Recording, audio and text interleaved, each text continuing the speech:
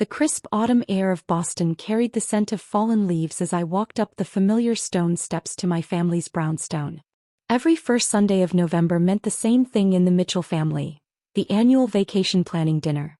For 28 years I'd sat at that mahogany table, watching my older sister Victoria orchestrate elaborate trips while I quietly ate my mother's pot roast and endured their casual dismissals. "Maya, darling, you made it." Mom's voice rang from the kitchen as I hung my wool coat in the foyer. The house smelled like rosemary and disappointment, a combination I'd grown accustomed to over the years. Victoria was already holding court in the dining room, her perfectly manicured fingers tapping against her rose gold MacBook. At 32, she'd perfected the art of looking perpetually unimpressed with everyone around her.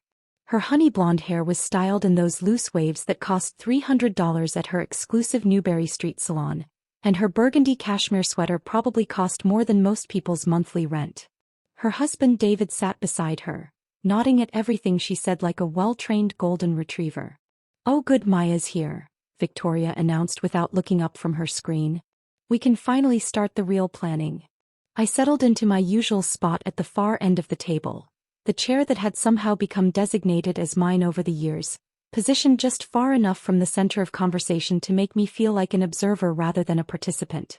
Dad emerged from his study, glasses perched on his nose, carrying a thick leather folder labeled Family Finances, in his precise handwriting.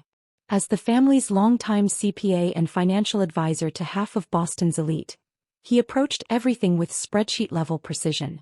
"All right, everyone," Dad began, settling into his chair at the head of the table. "Victoria has found us an incredible opportunity in Dubai. She's done extensive research, contacted travel agents, even spoken with concierges at multiple properties." Victoria's eyes lit up as she spun her laptop around to face the table with theatrical flair. The screen displayed a stunning resort with infinity pools overlooking the Persian Gulf, golden beaches stretching into the distance, and architecture that looked like something from a fantasy movie. The Atlantis Royal Dubai. 7 nights, all-inclusive luxury. I've already spoken with their premium concierge service about upgrading us to the Royal Bridge Suite. Mom clasped her hands together, her wedding ring catching the light from the crystal chandelier overhead. "Oh my goodness, it looks absolutely divine." "It should," Victoria smirked, clearly enjoying her moment in the spotlight. The Royal Bridge Suite alone is $25,000 per night. It has its own private beach access, personal butler service, helicopter landing pad, and a panoramic view of the entire Dubai coastline. I nearly choked on my water, trying to process the casual way she just mentioned $25,000 per night like it was the cost of coffee. "That's just the accommodation," David chimed in, clearly proud of his wife's extravagant taste. He pulled out his own tablet, swiping through what appeared to be a detailed itinerary.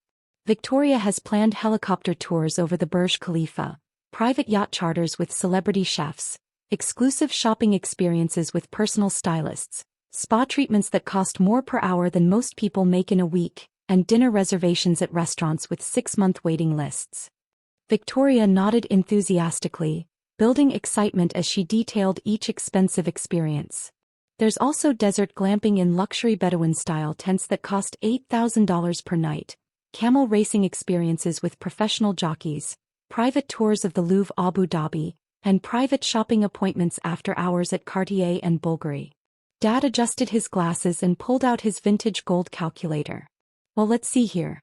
If we're looking at 7 nights in the suite, plus all these additional experiences, we're looking at approximately $180,000 total for the week," David announced, his voice carrying a hint of pride that suggested this number impressed even him. The room fell silent as everyone processed the astronomical figure. Mom's eyes widened, and I could see her mentally calculating how many months of charity work fundraising it would take to raise that kind of money. Dad cleared his throat and began scribbling numbers on a legal pad. "Well, if we split it 5 ways between the adults, that would be Mom, myself, Victoria, David, and Maya." "4 ways," Victoria interrupted sharply, her voice cutting through the room like a blade. The temperature seemed to drop 10 degrees. I felt that familiar knot forming in my stomach, the same one I'd carried since childhood whenever Victoria decided I didn't belong somewhere. "4 ways." Mom asked hesitantly, confusion and concern in her voice. Victoria finally looked directly at me for the first time since I'd arrived, her expression a carefully crafted mixture of pity and condescension. Let's be realistic here, people. Maya works at that little computer company doing, what is it you do again? Something with websites. Building apps. I work in tech, I said quietly. Right, tech, she said with air quotes, rolling her eyes as if the entire technology industry was some kind of elaborate joke. Look, I'm not trying to be mean here, but we all know Maya can't contribute $45,000 to a family vacation.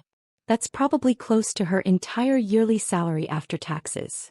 David nodded sagely, adjusting his designer glasses with authority. Victoria's absolutely right. It wouldn't be fair to burden Maya with expenses she clearly can't handle. We need to be practical about these things. The familiar burn of humiliation crept up my neck, spreading across my cheeks like wildfire. For 5 years, I'd watched my family make assumptions about my life, my career, my capabilities. They saw what they wanted to see. The quiet younger daughter who dropped out of their prestigious social circles to work with computers. You know what, Maya? Victoria continued, her voice taking on that patronizing tone she'd perfected over the years. You should plan your own little trip. Maybe something more appropriate for your budget. I saw some lovely bed and breakfasts online in Vermont or New Hampshire. Very quaint, very charming. I think I saw some for under $200 a night. Mom reached over and patted my hand sympathetically, her touch gentle but somehow making the situation worse. There's nothing wrong with budget travel, sweetheart. Not everyone can afford luxury experiences, and that's perfectly fine. Dad nodded in agreement, his expression kind but misguided. Your mother's right, Maya. There are wonderful travel experiences at every price point. You don't need to spend a fortune to make memories. I looked around the table at my family, my parents nodding in sympathetic agreement, Victoria looking pleased with herself for solving the Maya problem so efficiently, David checking his phone with bored indifference. They had absolutely no idea who I really was or what I'd accomplished over the past 6 years. The irony was almost laughable. Here they were, planning to spend $180,000 on a week-long vacation, while I sat quietly with more money in my checking account than they'd see in their combined lifetimes. But they'd never bothered to ask about my life, my work, my success. You can't afford our family vacation to Dubai, Victoria laughed, closing her laptop with a definitive snap. Stick to your budget trips, Maya. There's no shame in knowing your limitations. That's when something inside me snapped. Not with anger or rage, but with a quiet clarity I'd been avoiding for years. I was tired of being invisible, tired of being dismissed, tired of letting them make assumptions without any pushback. I smiled, genuinely smiled for the first time since arriving, and reached into my designer purse. You're absolutely right, Victoria, I said calmly, my voice steady and clear. I should definitely stick to what I can afford. I placed my black American Express Centurion card on the table. The weight of the titanium made a soft but definitive thunk against the mahogany surface. The card gleamed under the chandelier light, its distinctive design unmistakable to anyone who understood luxury financial products. Victoria glanced at it dismissively, clearly not recognizing what she was looking at. Maya, having a credit card doesn't mean you can afford. You're absolutely right, I interrupted softly. Let me show you exactly what I can afford. I pulled out my iPhone and opened my primary banking app. The screen displayed my main checking account balance, the numbers clear and undeniable. I turned the phone toward Victoria, making sure the screen was perfectly visible. The number read, $47,847,293.18. Victoria's face went completely white, like someone had physically drained all the blood from her body. Her mouth opened and closed repeatedly, but no sound came out. Her perfectly applied makeup suddenly looked garish against her pallid complexion. What is that? Mom whispered, her voice barely audible. My checking account, I said simply as if discussing the weather. Just one of them, actually. Dad grabbed his reading glasses and leaned forward, squinting at the screen like it might be an optical illusion. Maya, that can't be. That says $47 million. $47.8 million to be exact, I corrected matter-of-factly. Though it fluctuates daily depending on market performance and dividend payments from my various investments. The silence in the room was absolutely deafening. Victoria stared at the phone screen like it might suddenly reveal itself to be an elaborate prank. David's tablet slipped from his hands and clattered onto the table. How is that? How is that possible? I set my phone down gently next to my black card and folded my hands in my lap. Remember that little computer company I work for? The one you've all dismissed as some kind of hobby? It's called Quantum Solutions. Victoria's eyes darted frantically between my face and the phone screen. Quantum, what? Quantum Solutions, I repeated slowly. I founded it 6 years ago in my tiny Cambridge apartment that you love to call a hovel. The room erupted in shocked murmurs and gasps. Founded it? Dad's voice cracked slightly. We specialize in AI-driven data analytics for Fortune 500 companies. We revolutionized how major corporations analyze consumer behavior patterns, predict market trends, and optimize their supply chains. Last year, Microsoft acquired us for $2.3 billion. Mom's hand flew to her chest. $2.3 billion? I retained a 30% stake in the company post-acquisition, plus received $800 million in immediate cash payments. The retained stake is now worth approximately $1.1 billion and growing. Victoria looked like someone had just told her that gravity had been reversed. $800 million? The thing is, I continued, my voice remaining steady despite the chaos around me, I've been sitting here for years listening to all of you assume I was struggling financially. Victoria, you literally just told me I probably make less than $45,000 a year. Victoria's perfectly composed facade was crumbling like a sandcastle hit by a tsunami. But you drive that old Honda. You live in that tiny apartment in Cambridge. You shop at normal stores. I drive a 2018 Honda Civic because it's reliable, environmentally friendly, and I don't need to compensate for anything with flashy status symbols, I explained patiently. And that tiny apartment you love to mock? I own the entire building. It's a 14-unit historic property worth $12 million that I renovated and converted into high-end condominiums. Dad was frantically scribbling numbers on multiple napkins, his CPA brain trying to process the financial implications. Maya, if you have $47 million in your checking account alone, and you own property worth $12 million, and you have stock worth over $1 billion.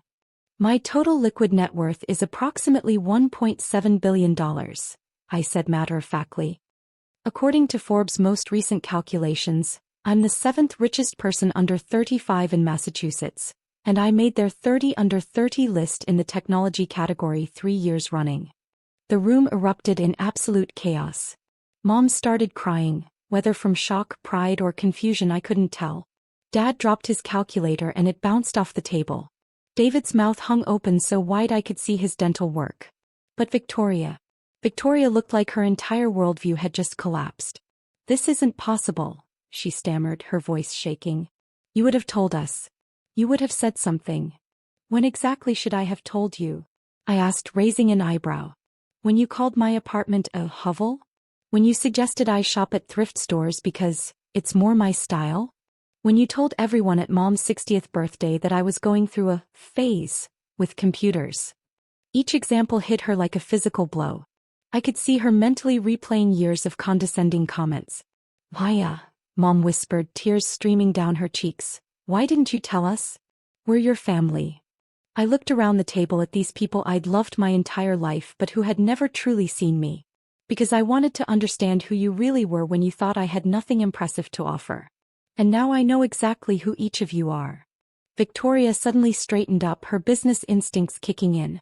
Well, this changes everything. Maya, you could book the entire resort if you wanted to.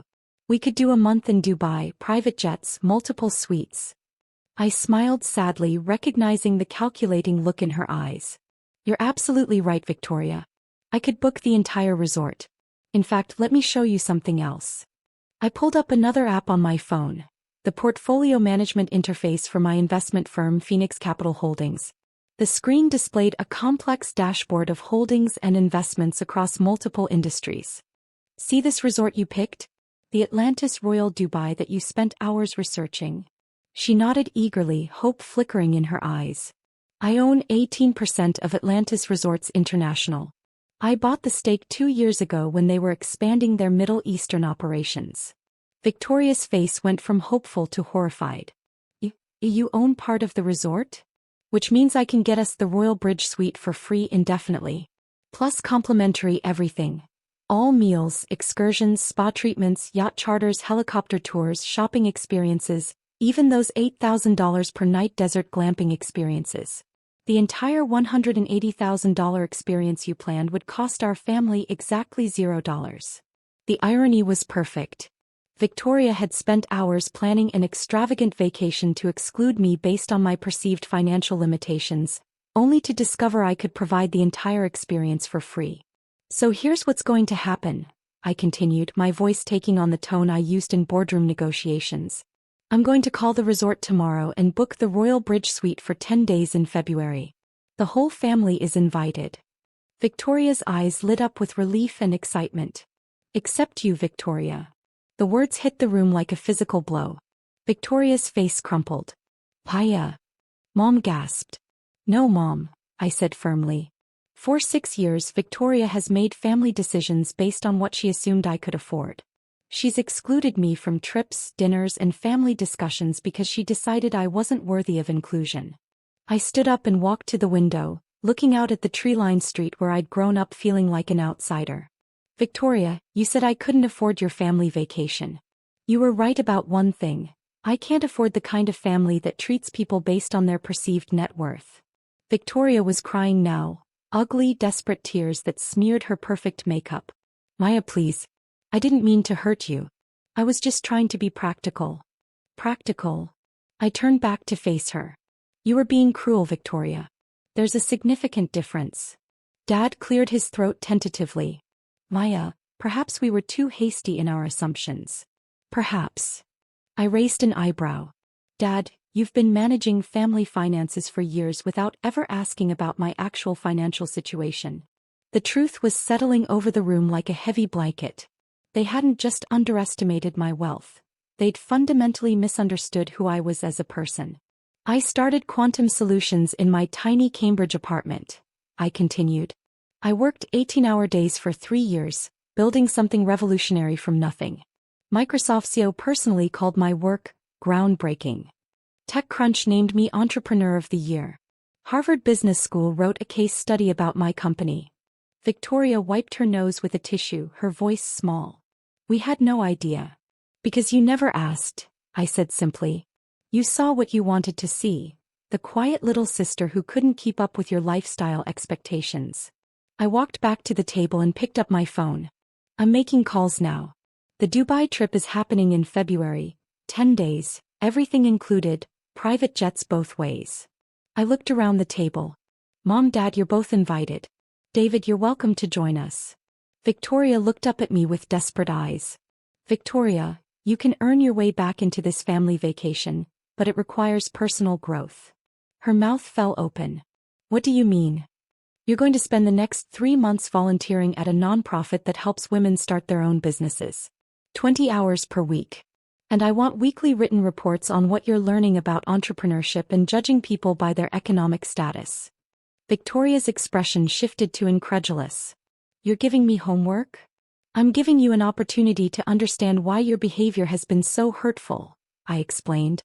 If you complete the volunteer work and demonstrate genuine growth, you can join us in Dubai. If not, you can plan your own budget trip to Vermont. The poetic justice was perfect. Victoria, who had spent years excluding me from family events, was now facing exclusion herself. Maya, David interjected, don't you think that's harsh? I turned to face David calmly. Your wife just told me I couldn't afford a family vacation while I was sitting here with more liquid assets than your entire extended family will accumulate in their lifetimes. I think community service is generous. Mom was still processing everything, her eyes red from crying. Sweetheart, I'm so sorry we made assumptions. We're proud of you, You just assumed that if I'd achieved this level of success, I would have shared it with you, she said quietly. Mom, I wanted to share it. But every time I tried to talk about my work, Victoria would change the subject or make dismissive comments. Every time I explained what my company did, Dad would suggest more stable career options. I stopped trying because none of you were interested in understanding my world. The room fell silent as the weight of missed opportunities settled over everyone. "Here's what I've learned about family," I said, gathering my things. "Real family celebrates each other's successes, even quiet ones. Real family doesn't exclude people based on assumptions about bank accounts. Real family asks questions and shows genuine interest in each other's lives." I walked toward the foyer to get my coat. "Hiya, wait," Victoria called out, her voice breaking. "I'm sorry. I'm really truly sorry." I paused in the doorway. "Victoria, I'm not angry anymore. But I am disappointed, and disappointment is worse than anger because it means I expected better from you. Please don't leave like this," Mom pleaded. "I'm not leaving forever, Mom. I'm going home to call the Atlantis Dubai and arrange the most incredible family vacation any of us has experienced. You'll all receive detailed itineraries tomorrow, along with information about the private jet I'm chartering." I slipped on my coat and headed for the door. "Why, Victoria's voice was small and vulnerable. I turned back one final time. "The volunteer work starts Monday. I'll email you a list of suitable organizations. And Victoria, the next time you assume you know what someone can or can't afford, financially, emotionally, or otherwise, remember this moment." As I walked down the stone steps into the crisp November evening, I heard emotional conversations beginning behind me. My phone buzzed with a text from my executive assistant. "The quantum board meeting has been moved to 9 a.m. tomorrow. Also, Forbes wants to schedule your interview about the biotech subsidiary IPO." I smiled as I started my reliable Honda Civic. Tomorrow I'd begin planning the vacation of my family's dreams. Tonight I'd fundamentally change their understanding of who I was. The drive back to Cambridge was peaceful.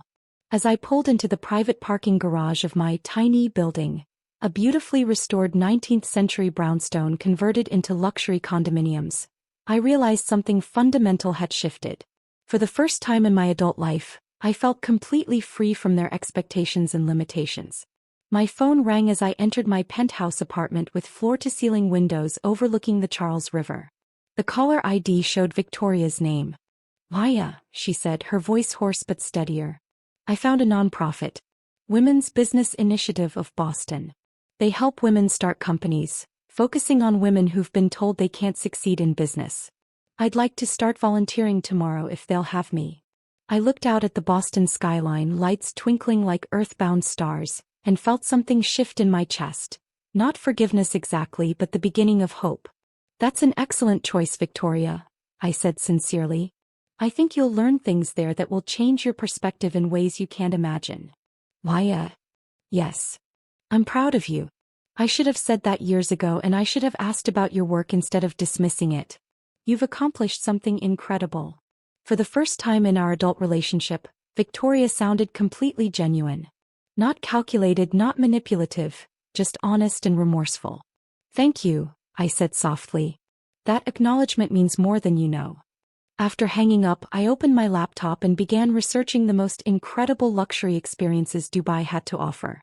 Not to show off my wealth, but because despite everything, these people were still my family. Sometimes the most powerful thing you can do with financial resources isn't to hoard them or use them as weapons. It's to create opportunities for healing and deeper connection. The black card statement still showed $47.8 million in my checking account. But for the first time in years, I felt like the richest person in the world for reasons that had nothing to do with money and everything to do with the possibility of authentic family relationships built on mutual respect. As I began planning what would be the most transformative family vacation in Mitchell family history, I couldn't help but smile at the irony. Victoria had been right about one thing. I definitely couldn't afford their kind of family vacation. But I could afford something much better. A new beginning built on truth, respect, and the understanding that real wealth isn't measured in dollars, but in the quality of relationships we build with the people we love.